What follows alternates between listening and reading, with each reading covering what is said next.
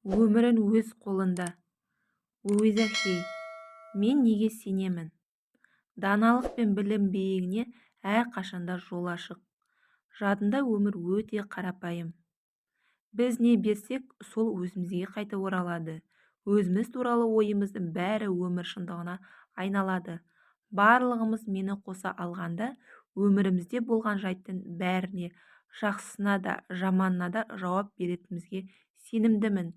Әрқайсымыз ойымызбен, сезімімізбен, сөзімізбен өмір жолымызды қалыптастырамыз. Әртүрлі жағдайды өзіміз туындатамыз да, содан соң күш-қуатымызды сарп етіп, көңілімізді ортайтқан кінәнің бәрін біреуге арта саламыз. Өміріміздің бірегей ойшылдары өзіміз болғандықтан, оны ешкім ештеңе билей төстей алмайды. Санамыз тұнық, ойымыз жинақы болғанда ғана тірлігіміз оңғарылады. Адамдар маған жамандық жасауға тырысады, немесе бәрі маған көмектесуге дайын тұрады деген екі пайымның қайсысы сізге тән деп ойлайсыз? Өйткені осынау иланымдардың әрқайсысы әрқилы жағдайларды қалыптастырады. Өзіміз және өміріміз туралы түсінігіміз ақиқат мазмұнға ие болады. Ғалам әрбір ойымызды, сенімімізді қолдап қуаттайды. Былайша айтқанда, сенгіміз келетін бәрі түп санамызға жазылып қалады. Яғни өзім туралы және өмір туралы түсінігім мен үшін, ал сіздікі өзіңіз үшін өмір шындығына айналады.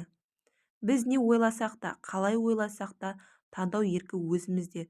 Осыны түйсіне келе адамдар маған жамандық жасауға тырысады гөрі маған бәрі көмектесуге дайын тұрады деген тұжырымды таңдаған жөн. Құдіретті күш ешқашанда бізді кемсітіп, сынап мінемейді. Ол бізді бар болысымызбен қабылдайды, ал содан соң иланымызды өрнегімен өмір жолымызға түсіреді. Егер өмірдің сұрқайлығына, өзімнің жалғыздығымна, мені ешкім ұнатпайтынына сенгім келсе, онда бүткіл тірлігім солай болып шығады.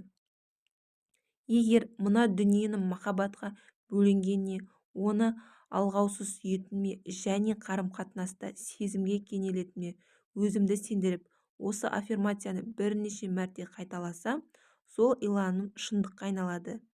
Мені ардақтайтын адамдар өміріме дендей еніп, олардың сезімі бұрынғыдан да арта түседі.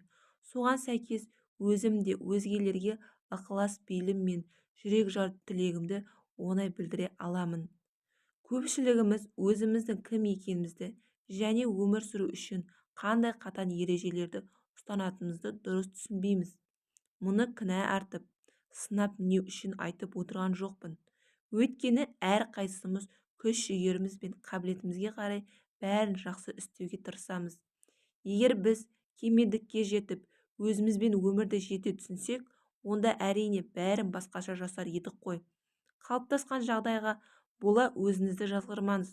Уизахимен танысқаныңыздың өз өміріңізді жақсы жаққа қарай өзгертуге даяр екеніңізді білдіреді. Сол үшін өзіңізге алғыс айтыңыз. Ерлер жыламайды, әйелдер ақша ұстай алмайды деген қасаң көзқарастар бізді тар құрсауға қуып тығады. Өзімізге және өмірге деген көзқарасымыз ересектердің ықпалымен кішкентай кезімізде қалыптасады. Нақ сол кезде өзіміз туралы және өмір туралы алғашқы түсінігіміз қалыптаса бастайды. Егер бақытсыз, ызақор, секемшіл немесе өзін кінәлі сезінетін адамдардың ортасында өмір сүрсек, сонда өзіміз бен қоршаған орта жөнінде жағымсыз ой санамызға сіңіп кетеді. Ісім шала, үнемі қателесемін, бұған өзім кінәлімін, ызадан жарылардай болып тұрмын, демек жаман адаммын деген ой-пікірлер бізді мұңға батырып, түнертіп жібереді де алдағы өмірімізді қиындата түседі. Есейе келе балалық шағымызда бастан өткерген эмоциялық ахуалға қайтара орала береміз. Жақсы ма, жаман ба, дұрыс па, әлде бұрыс па анығын айту қиын. Әйтсе де бұл біздің санамызда үй, отбасы ұғымдарымен шендеседі. Ата-анамыздың өзара және бізбен қарым-қатынасын негізге алып, жеке өмірімізді құрамыз. Сүйіктіміз бен бастығымыздың көбіне шешімден немесе әкемізден аумай қалатыны кездейсоқ емес. Ата-анамыз бізге қалай қараса өзіміз туралы дәл сондай ойда боламыз. Солар сияқты өзімізді жазғырып жазалаймыз. Мұқият құлақ түрсеңіз, отбасында естіп өскен сөздерде өзіңіз жиі қолданылатыныңызды аңғарасыз. Егер бізді бала кезімізді жақсы көріп, мейірім төксе, есейген сонда өзімізді аялап әлпештейміз. Сен ақ үнемі бәрін қате істейсің, бәріне сен кінәлісің деп өз-өзіңізді жиі айыптаған шығарсыз. Сен ғажапсың, мен сені риясыз сүйемін деген қолпаштау сөзді ше, қазір өзіңізге жиі айтасыз ба? Қалай болғанда да ата-анама кінә артпаймын. Бәріміз бір кездері құрбан болғандардың ұрпағымыз. Бәлкім ата-анамыз өздері білмейтін нәрсені бізге үйрете алмаған шығар. Егер ата-анаңыз не әкеңіз өз-өзін ардақтауды білмесе, онда әрине мұндай қасиетті сіздің бойыңызға дарта алмайды. Олар қолынан келген жасап бақты, өздеріне бала кезде қалай үйретті, солай істеді. Ата-анаңызды жете түсінгіңіз келсе, оларды балық шағын еске алуға көндіріңіз. Әңгімесін төзіммен тыңдасаңыз, олардың қорқынышы мен қарын көзқарасын қайдан шыққанын түсінесіз. Ұяда не көрсең, ұшқанда соны ілерсің демекші, бала шағаңызда ата-анаңыздан не көріп өссеңіз де, олардың ісін айна қатесіз қайталайсыз.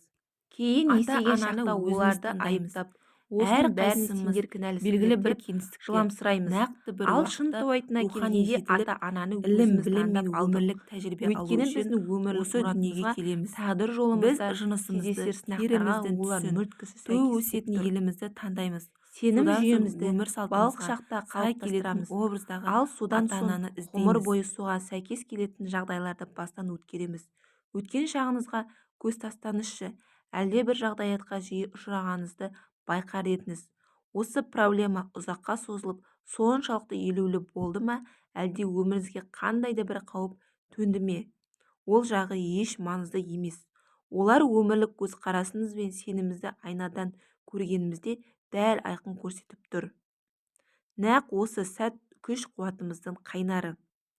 Өміріңізде осы сәтке дейін болған жайттың бәрі өткен шақтан, иланыңыз бен ой пікіріңізден, және кеше, алдыңғы аптада, өткен айда, былтыр, 10, 20, 30, 40 жыл бұрын, тіпті одан да ертеректе айтқан сөзіңізден туындайды. Дей тұрғанмен, бұл сіздің өткен шағыңыз. Ол оралмайды. Енді тап осы сәтте не ойлайтыныңыз және неге сенетініңіз маңызды. Өйткені ойыңыз болашағыңыздың негізін қалайды. Нақ осы сәт күш-қуатыңыздың қайнары. Ертеңгі, келесі аптадағы, келер айдағы және тағы басқа әрекет қылықтарыңыз нақ сол айқындайды. Тап қазір не ойлап отырғаныңызға көңіл бөлгеніңіз жөн. Ой пікіріңіз жағымды ма, әлде жағымсыз ба? Оларды есте сақтап, одан әрі көңіл жиегіне ұстаңыз. Өмірде ең маңыздысы ой, ал ойды әрқашанда өзгертуге болады. Алдымызда қандай проблема күтіп тұрғаны маңызды емес. Біздің қарекет қылығымыз бар болғаны ой пікіріміздің сәулеленген көрінісі ғана. Егер торығып, түніліп жүрсеңіз, бұл өзіме еш көңілім толмайды деген ой түюдің нәтижесі. Осы ой өзіңізді ырқына көндіре, сезіміңізді қалыптастырады. Қайткенде де ой болмаса сезім болмайды. Ал ойды өзгертуге болады. Осының бәрі сеніміңіздің қайдан бастау алғанын көрсетеді. Бірақ бұл ақпаратты өзінің сырқаты немесе келеңсіз жағдайын айтып, қақсай берушілікті ақтап алу үшін пайдалануға болмайды. Керағар көңіл ауырмаңыз қанша ұзаққа созылса да, бәрібір өткен шаққа ештеңе істей алмаймыз. Нақ осы сәт күш-қуатымыздың қайнары. Осыны сезінудің өзі неткен ғажап. Біз еркін өмір сүруді тап қазір бастап кете аламыз. Сенерсіз, бәлкім сенбессіз, ойымызды өзіміз таңдаймыз. Үйреншікті әдет бойынша бір нәрсені қайта-қайта ойлай береміз. Сондықтан әлгі ойды өзіміз таңдайтынымызды сезбей қаламыз. Өзіңіз туралы жақсы ойлағыңыз келмеген кездер жиі болды ма? Еске түріп көрсеңіз. Біз таңдау еркіндігіне иеміз. Сондықтан жағымсыз ойдан бас тарту өз қолымызда. Қабылдауыма келген адамның бәрі өзін жек көріп кінәлі сезінгендіктен азап шегіп жүргендей көрінеді. Өзімізге көңіліміз толмай, неғұрлым жек көріп, кінәлі сезінген сайын тірлігіміз соғұрлым сәтсіздікке ұшырай береді. Керісінше өзімізді көбірек құрметтеп, азырақ кінәласақ, сол арқылы өмірдің барлық саласында толағай табысқа жетеміз. Ақыл кеңесімен жүгінген адамның бәрінде өзіме көңілім толмайды деген ой терең бекіген. Бұған тағы барымды салсам да ісім өнбейді, немесе мен лайық емеспін деген күмәнді ойды қосуға болады. Бұл сізге таныс шығар. Өзіңізге көңіліңіз толмайтынын жиі айтасыз ба? Дәл солай өзіңізді олқы сезіндіңіз бе? Бірақ кім үшін, кімнің стандартына сүйеніп солай ойлайсыз? Егер бұл пікір санаңызға берік орнығып алса, онда өміріңізді қалай гүлдендіріп, сүйіспеншілікке бөлесіз, қалай қуанышқа кенелесіз. Түп санадағы сенім қайткенде де тірлігіңізбен қарама-қайшылыққа түседі. Өйткені ойыңызды ешқашан толық жинақтай алмайсыз. Бірі қалай да қиыс кетері еді. Өкпе, реніш, өзіне сынау, кінәлі сезіну және үрейлену ең үлкен проблемаларды тудырады. Нақ осы сезімдер біздің тәніміз бен тірлігімізге көп қиындық алып келеді. Ал оның себебі өзгелерді жазғырып, өз қылығымыз үшін жауап бермейтінімізде жатыр. Шындығында өмірімізде болып жатқан оқиғаның бәріне өзіміз жауап бере алсақ, кінәлайтын да ешкім қалмас еді. Бізден тысқары жерде не болса да ол біздің сана сезіміміздің көрінісі ғана. Мен кейбір адамның нашар мінез-құлқын ешқашанда ақтап алмаймын. Бірақ біздің иланымыз ғана оларды еріксіз тартып, өзімізге сонша өшіге қарауға итермелейді. Жұрттың бәрі маған қырын қарайды, сынап мінейді, көмектеспейді, кемсітіп намысыма тиеді деген сөзіңізге мән беріңіз. Демек, бұл сіздің психологиялық ауаныз, стереотипті ойлау дағдыңыз. Сірә әлде бір ойыңыз әлгіндей қылыққа бейім адамдарды өзіңізге тартып тұрады. Егер сіз көңіл ауаңызды өзгертсеңіз, олар аулақ кетіп, жағымсыз қылығын өзгелерге көрсете бастайды. Сіз енді оларды қызықтырмайсыз. Адамның тәни ахуалына психологиялық ауаның ықпал ету себебін келтірейін. Мәселен, бойда бұғып жатқан ашу, ыза мен өкпе, реніш ұзаққа созылса, қатерлі ісік дертін өршітеді. Сынап мінеу және кінәлау, жазғыру үйреншікті әдетке айналса, артритке шалдықтырады. Жалпы үнемі өзін кінәлі сезіну, жазаға лайықпын деген ойды тудырып, оның соңы ауруға душар ететінін ұмытпаңыз. Маған әртүрлі дертін айтып науқас келген кезде, оның өзін қатты кінәлі сезінетінін бірден аңғара қоямын. Үрей мен егес шаштың жидеп түсуіне, асқазан жарасына және аяқ-қолға жараның қаптап шығуына себеп болады. Мен кешіру, өкпе реніштен арылып, көңілді жайландыру, тіпті қатерлі ісікті де емдеп жазатын күшке ие деген ой түйдім. Бәлкім бұл мүмкін еместей көрінер, бірақ мен осы айтылғанның шындық екені іс жүзінде көз жеткіздім. Біз өткен шаққа көз қарасымызды өзгерте аламыз. Өткен шақ оралмасқа кетті. Оны өзгертуге шамамыз жетпейді. Бірақ біз ол туралы түсінігімізді өзгерте аламыз. Тап осы сәтте баяғыда біреу ренжіткені үшін өзімізді жазалау ақымақтық қой. Өкпе ренішін ұмыта алмай күйзелген адамдарға осы сезіммен тап қазір іс насырға шаппай тұрған кезде арылыңызшы.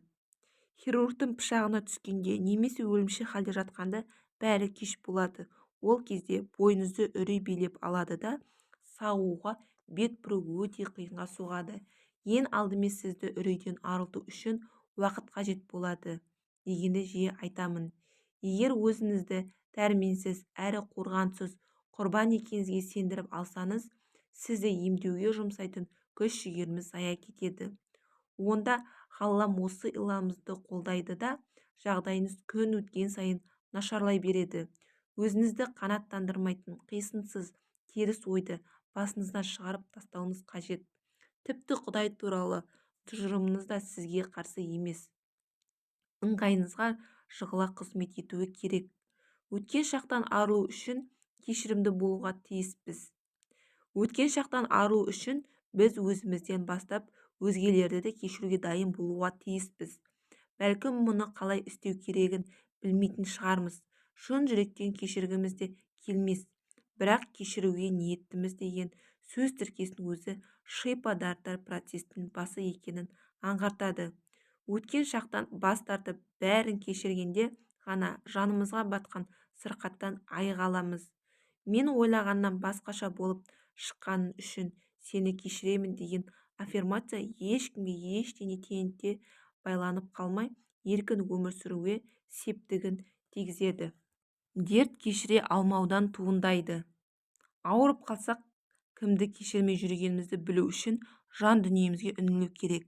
Таңғажайып дәрістер кітабында авторы Кеннет Уопнек дерт атаулы өзгені және өзін кешіре алмаудан пайда болатын сырқаттанып қалған сайын жан-жағымызға қарап, кімді кешіруіміз керегін болжауымыз қажет екенін айтады. Ал менің бұған қосымша айтарым, басқаларға қарағанда кешіру қиынға соғатын адамды бәрінен бұрын кешіру керек.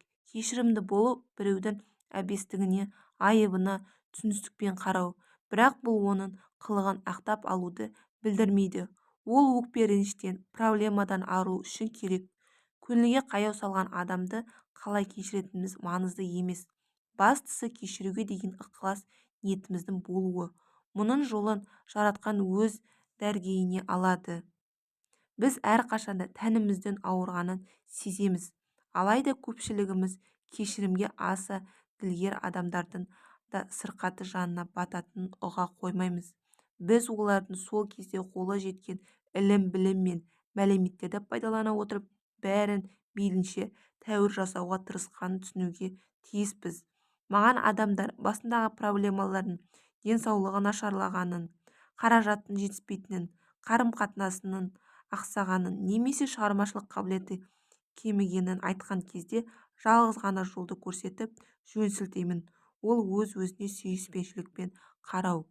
Өзімізді сүйіп, бар болмысымызбен қабылдасақ, өміріміз жақсара түсетініне кәміл сенемін. Сонда денсаулығымыз нығайып, көбірек қаражат табамыз. Қарым-қатынасымызда жақсарып, шығармашылық қабілетіміз шыңдала түседі. Айналамыздағы бәрі күш-жігеріміз сарп етпей-ақ өздігінен жүзеге асып жатқандай әсер береді. Өзіңді сүйіп, қауіпсіз сезіну, бәрін ризашылықпен қабылдай білу, ісіңізді әлдеқайда тиянақты, қарым-қатынасыңызды мейлінше шуақты етеді. Мұндай жағдайда бұрынғыдан жақсы жұмыс пен баспананы тезірек табасыз. Тіпті салмағыңызды қалыпқа келтіресіз. Жан мен тәннің саулығын сақтайтын адамдар ешқашан өзіне де, өзгелерге де қиғаш қарамайтыны мәлім. Қазіргі көңіліңіздің жайлылығы мен өзіңізді ардақ тұтуыңыз келешекте өмірдің барлық саласында берекелі өзгерістерге бастайтын кілт болып саналады. Меніңше өзіңізге деген сүйіспеншілік санап мінеуден, кез келгеннен бас тартудан басталады. Сынау мен жазғыру өзгерткіміз келген стереотипті ойлауымыздың шеңберіне бізді қуып тығады. Түсіністік пен мейірімділік қана осы құрсаудан сытылып шығуымызға жәрдемдеседі. Еске түсіріңізші, сіз талай жылдай бойы өзіңізді сынап мінеумен болдыңыз, ал содан не шықты? Үйлесімді өмір сүруге тырысыңыз, одан әрі не болатынын көресіз. Өзім бір бөлшегі саналатын тіршіліктің толассыз ағынында бәрі тамаша, тұтас әрі кемел. Мен құдіретті күшке сенемін. Күн сайын, сәт сайын ол менің тұла бойым арқылы ағындап өтеді. Мен даналықтың дарбазасын ашып, бұл ғаламда бір тұтас сананың бар екенін мойындаймын. Ол барлық сауалдың жауабын беріп, шешімін ұсынады, аурудан айықтырып, ғажайыптар жасайды. Бір тұтас санаға сенемін. Мен білуге тиіс нәрсе ер жағында алдынан шығады. Менің әлемімде бәрі тамаша. Күн сайын таңда осы аффирмацияны қайталасаңыз, өміріңіз керемет болары сөзсіз.